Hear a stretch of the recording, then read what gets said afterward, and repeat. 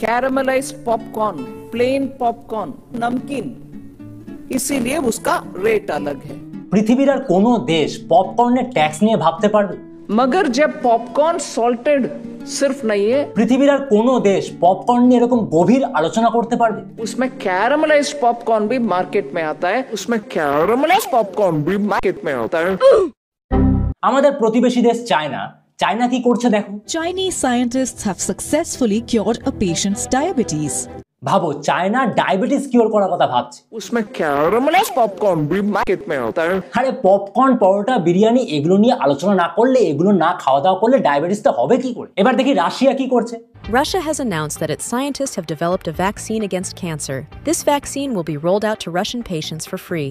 ভাবো cancer cure করার কথা ভাবছে, বা ক্যান্সার ওরা ঠিক করবে রাশিয়া, এইসব জিনিস নিয়ে ভাবছে। আরে মা পপকর্ন, বিরিয়ানি ঝরে পড়ছে খাবার দাবার নিয়ে এইসব না করলে মা ক্যান্সারটা হবে কি করে? ইউএসএ কেও দেখে নাও। And has a payload capacity of 20 kilograms. Neo's body is designed using muscle-like anatomy instead of rigid hydraulics. USA AI টেকনোলজিকে কাজে লাগিয়ে রোবট বানাচ্ছে।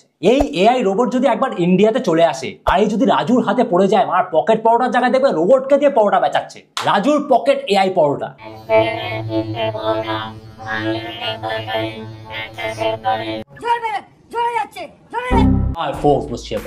বাকি বিশ্ব বেঁচে থাকার জন্য খায়, আর আমাদের এখানে চোদনাগুলো খাওয়ার জন্যই বাঁচে। সে ঐতিহাসিক ভাবে ঘি ঢালবে। খাওয়া দাওয়া নিয়ে নাচানাচি পাগলামি একমাত্র এখানেই দেখতে পাবো। ধর্মেও যদি দেখো, বাইবেলে লেখা আছে গ্লাটনি বলে একটা কথা। এটার মানে হচ্ছে অতিরিক্ত খাওয়া দাওয়ার প্রতি লোভ। এটা হচ্ছে একটা পাপ। হিন্দুইজমেও যদি দেখো, কামা ক্রোধা লোভা মাদা মোহা মৎসর্যা, এর মধ্যে কিন্তু লোভ বলে একটা কথা আছে। এই যে খাওয়া দাওয়ার প্রতি লোভ, সব ব্যাপারে লোভ খাবো নাচানাচি করবো খাবার দাবার নিয়ে, এটা পাপ। নেক্সট জন্মে যদি পাঠা আর মুরগিগুলো এই মালগুলোকে ঠাপন না দিয়েছে, তাহলে আমার নাম পচানা। তাহলে ভাবো যে সমাজে শুধু খাই সারাদিন খাবো খাওয়ার জন্য শুধু বেঁচে আছে, সেই সমাজ থেকে উঠে আসা একটা মন্ত্রী খাবার দাবারে ট্যাক্স লাগাবে না? ট্যাক্সের জন্য পপকর্ন, পরোটা এসব নিয়ে আলোচনা চলছে। কি আজব দেশ। পপকর্ন যতক্ষণ নোনতা আছে তোমার জীবনের মতো, ততক্ষণ ট্যাক্স লাগবে না। কিন্তু পপকর্নে যদি একটু মিষ্টতা চলে আসে ক্যারামেল দিয়ে, उसमें कैरामलाइज्ड पॉपकॉर्न भी मार्केट में आता है। তোমার জীবনে যেমন একটু মিষ্টতা এলেই দুঃখ চলে আসে, সেরকম ভাবে ট্যাক্স লেগে যাবে। রুটি খেলে ট্যাক্স দিতে হবে না, রুটি গরিবের খাবার। কিন্তু পরোটা খেলেই ট্যাক্স, চরম বড় লোকের খাবার পরোটা। এমনি রাজু পরোটা বেচে দিদি নাম্বার 1-এ চলে গেল, হইচইতে চান্স পেয়ে গেল। এমনি এক্সপেন্সিভ জিনিস পরোটা। ইন্ডিয়াতে বাচ্চারা পড়াশোনা করবে, সেখানে নোটবুক কিনে যে লিখবে, তার মধ্যেও ট্যাক্স লাগিয়ে দিয়েছে। ইন্ডিয়ার পলিটিশিয়ানরা জানে এখানকার বাচ্চারা যদি পড়াশোনা করতে শুরু করে, তাহলে ধর্মের নামে ভোটটা লুটবে কার থেকে। ইন্ডিয়াতে যে অশিক্ষিতদের রাজ চলছে, এটা এবার মহাকুম্ভ দেখলেই বুঝতে পারবে। এবার মহাকুম্ভে একটা আইআইটিয়ান বাবা হয়ে এসেছিল। अच्छे तरीके से आप बात कर रहे हैं, हमें लग रहा है कि आप पढ़े लिखे बहुत हैं। हाँ, आईटी बॉम्बे से पढ़ा हुआ है ना जी। आईटी बॉम्बे से एरोस्पेस इंजीनियरिंग किया ना मैंने। आईआईटी मुंबई से। हाँ। যেহেতু আইআইটিয়ান প্লাস বাবা দুটোর কম্বিনেশন একটা ঘ্যামা ব্যাপার, সেজন্য মিডিয়া ওকে ভাইরালও করে দিল। Aerospace engineering. हाँ। নাইস। অমনি বাকি সাধুগুলো হিংসে করে এই আইআইটিয়ান বাবাকে আখড়া থেকে বার করে দিল। वो ऐसे मवाली आवारा आदमी था, वो कोई साधु नहीं था, कुछ भी बक देता था। वो बहुत गलत व्यक्ति था, उसे अखाड़े से मार के भगा दिया हम लोगों ने। বর্তমান যুগে ইন্ডিয়াতে তুমি শিক্ষিত হয়ে সাধুও হতে পারবে না।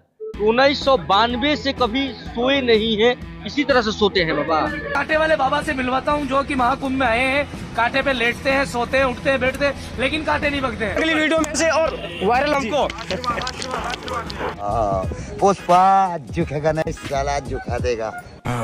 ये बड़ी अच्छी बात कही आप। অশিক্ষা একদম চরম স্তরে পৌঁছে গেছে এখানে। শিক্ষিতরা না সাধু হতে পারছে, শিক্ষিতরা না মন্ত্রী হচ্ছে, তাহলে এরকম একটা অশিক্ষিত সমাজে পপকর্ন, পরোটা এসব নিয়ে আলোচনা হবে, এটাই স্বাভাবিক।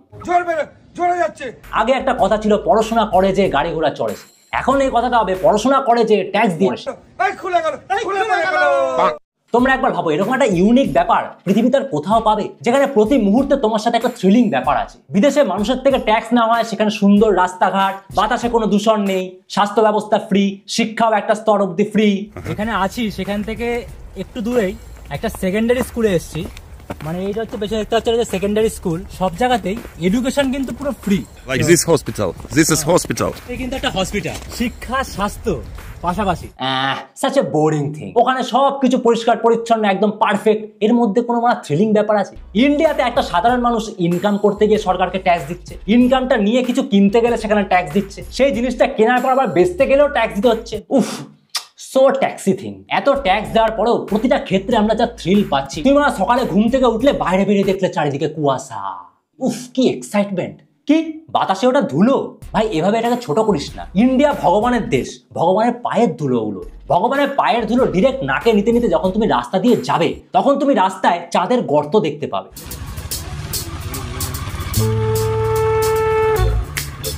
দেখো তুমি অফিস যাওয়ার পথেই তোমাকে আমার চাঁদের ফিল দিয়ে দিচ্ছে, এরকম ফিল আর কোনো দেশ দিতে পারবে? আবার যদি তুমি একটু পোতপাকামো মেরে এই চাঁদের যে গর্তওয়ালা রাস্তার একটু ভিডিও করো, মানে খবর টবর দেখিয়ে দাও, তাহলেই তোমাকে পরের দিনে। मुकेश चंद्राकर यूट्यूब चैनल चलाते थे और उनका शो बीजापुर के इस टैंक से निकला था। वो टैंक जो उसी ठेकेदार के घर मौजूद है जिसके ऊपर लगे भ्रष्टाचार के आरोपों की खबर पत्रकार मुकेश ने की थी। এরপরে তুমি উঠলে একটা উড়াল পুলে, হঠাৎ দেখলে তোমার বাবার বিচি ঝুলে, মানে উড়ালপুল সোজা জলে, সোজা জান্নাতে পৌঁছে গেলে। এখানে জান্নাতে পৌঁছানোর জন্য কোনো মান্নাত লাগে না, তুমি রাস্তায় বেরোবে যে কোনো সময় তুমি জান্নাতে পৌঁছে যেতে পারো। এত ট্যাক্স দিয়ে এরকম জান্নাত আর কোনো দেশ দেখাতে পারবে? ধরো দুর্ভাগ্যক্রমে তুমি উড়ালপুল থেকে পড়ে গিয়ে বেঁচে গেলে, তারপরে যে তুমি হসপিটালে পৌঁছালে। In UP, a video footage of a shocking lapse in government hospital has emerged where an operation theatre was lit by candles. देख लिया? अब आपको क्या लग रहा है इस वीडियो में क्या हो रहा है? इस वीडियो में एक ऑपरेशन चल रहा है इन ऑर्थो डिपार्टमेंट ऑफ हॉस्पिटल। अब आप सोच रहे हो कि ऑपरेशन में तो वो फैंसी सा सेटअप, डॉक्टर स्क्रब्ड इन वो सब होता है ना, फ्लैश लाइट क्यों जला रखी है? क्योंकि हॉस्पिटल में लाइट नहीं है। কি থ্রিলিং ব্যাপার, মানে টর্চ দিয়ে ক্যান্ডেল দিয়ে মানে অপারেশন চলছে। যদি মানে জীবনের কোনো সময় তোমরা মানে ডিমোটিভেটেড ফিল করো, একটু ডিপ্রেসড ফিল করো, চলে যাবে সরকারি হাসপাতালে। সরকারি হাসপাতালগুলোর অবস্থা দেখার পর তোমাদের জীবনে মানে বাঁচার তাগিদ যা বেড়ে যাবে, মানে সিরিয়াসলি বলছে, আর মানে অসুস্থ হতেই ইচ্ছা করবে, আলাদা লেভেলে মানে মোটিভেট হয়ে যাবে। এখানকার মানুষ যখন নদীতে নামে, যেহেতু ট্যাক্স দিচ্ছে সেজন্য আলাদা করে সাবান কিনতে হয় না, সাবানের ঝাঁক আপনি আপ চলে আসে নদীর থেকে।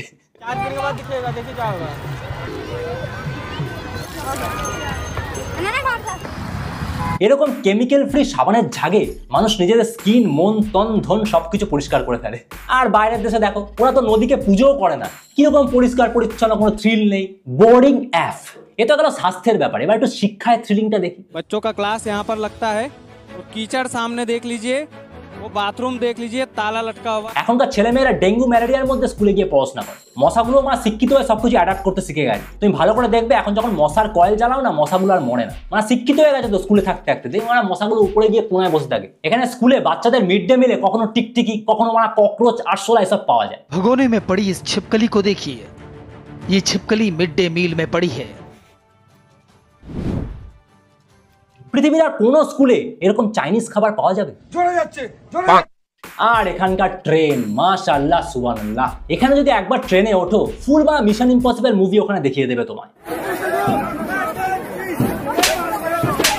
একদম ঠাসাঠাসি ভিড়ের মধ্যে বগলের গন্ধ, তার উপরে মানে বাদুর ঝোলা হয়ে ঝুলতে ঝুলতে মানে নিজের মিশনে পৌঁছাচ্ছ, মানে নিজের গন্তব্যস্থলে পৌঁছাচ্ছ, মানে আলাদাই মিশন ইম্পসিবলের ফিল, মানে আলাদাই থ্রিলিং ব্যাপার। বিদেশে গিয়ে মানে ট্রেনে উঠেছিলাম, সেখানে মানে কেউ ঝোলাঝুলি করছে না, সবার জন্য সিট আছে, মানে এরকম বোরিং জায়গা আমার ভালো লাগে না। ভাই এখানে তো একটা কথাই আছে, এইখানে যদি পৃথিবীতে তোমরা স্ট্রাগল করো তাহলে মানে জান্নাতে গিয়ে, স্বর্গে গিয়ে আলাদাই সুখে থাকবে। সেই জন্যই মন্ত্রীরা তোমাদেরকে মানে স্ট্রাগলের মধ্যেই রেখে দিয়েছে, যেন মানে জান্নাতে গিয়ে, স্বর্গে গিয়ে তোমরা সুখ পাও। কত খেয়াল রাখে আমাদের মন্ত্রীরা, চুম্মি। কিন্তু মন্ত্রীরা মানে এখানে কেন স্ট্রাগল করছে না? মন্ত্রীদের মানে আলিশান বাড়ি, আলিশান গাড়ি, তাহলে ভাবো মন্ত্রীরা এখানে এত সুখে মানে এত আনন্দে থাকছে, তাহলে জান্নাতে কত কষ্ট পাবে, নিজেদেরকে কিভাবে স্যাক্রিফাইস করছে ভাবতে পারছো মানে মন্ত্রীরা? দেশের 90% মন্ত্রী নিজের দেশকে খুব ভালোবাসে, সেই জন্য নিজের বাচ্চাদের সবাই বিদেশে পড়াতে নিয়ে যায়। আমাদের দেশের যেন শিক্ষাক্ষেত্রে সিট খালি থাকে, সেজন্য নিজের বাচ্চাদের বিদেশে পড়াতে নিয়ে যায়। আমাদের মন্ত্রীরা এখানে ভগবান তুল্য, এই জন্যই তো মানুষজন এদের পা চাটে। You know, Digvijay Singh's son, the former chief minister of Madhya Pradesh, son went for his masters in New York City, Columbia University. The current chief minister's son, Shivraj Singh Chauhan, went to University of Pennsylvania. Jyotiraditya Scindia's son went to Yale. Scindia himself went to Harvard and Stanford. Smriti Irani ji, Jaishankar ji, Scindia ji, all their kids will study abroad, live abroad, spend their time abroad, spend money abroad. but they will tell citizens of India nation first. এরকম hypocrite মন্ত্রী আর পৃথিবীর কোথাও পাবে? তাহলে তোমরাই বলো, মন্ত্রীর ছেলেরাই যদি মানে বিদেশে গিয়ে পড়াশোনা করে, তাহলে বিরাট কোহলি বিদেশে নিজের ফ্যামিলিকে নিয়ে সেটেল হওয়ার জন্য কি ভুল করছে? আমরা যেহেতু কেজিএফ, পুষ্পা 2, অ্যানিমেল এরকম মারকুটে টক্সিক মুভি দেখতে ভালোবাসি, মন্ত্রীরা ভালো করেই জানে আমাদের মেন্টাল স্টেটের অবস্থা। সেই জন্য মন্ত্রীরা আমাদের মধ্যে এরকম একটা থ্রিলিং, একটা এক্সাইটিং ব্যাপার রাখে, যে হিন্দু মুসলিমদের মধ্যে লড়াই লাগিয়ে রাখে, একটা টেনশন বানিয়ে রাখে। आपकी जिंदगी के हमारी मस्जिद से बढ़कर है। सड़क नहीं चाहिए, रोटी नहीं चाहिए, मंदिर चाहिए। এইরকম থ্রিল, এইরকম মুভি, রিয়েল লাইফে মুভি আর কোনো দেশে পাবে না। অনেকে বলে এখানকার মানুষের সিভিক সেন্স নাকি খুব খারাপ।